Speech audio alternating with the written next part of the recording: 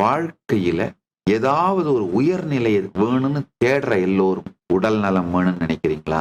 மனநலம் வேணும்னு நினைக்கிறீங்களா? பொருளாதார வளம் வேணும்னு நினைக்கிறீங்களா? ஆன்ம அனுபூதி வேணும்னு நினைக்கிறீங்களா?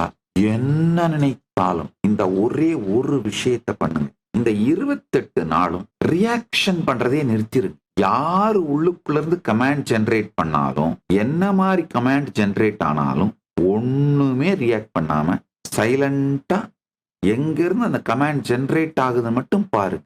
சாட்சியா பாருங்க. நீங்க கேட்கலாம், அப்ப நான் எப்படி சாமி ஆபீஸ் போறது, வேலை பண்றது, அதெல்லாம் தானா நடக்கும். நல்லா புரிச்சுக்கோங்க. உங்களுடைய constant unending distraction, diversion, agitation இதெல்லாம் பண்ற அந்த பர்சனாலிட்டி, அந்த ஐடென்டிட்டி, அந்த மனம் இல்லாமலேயே உங்களுடைய வாழ்க்கையை நடத்த முடியும். சிறு பழக்கம் தாங்க.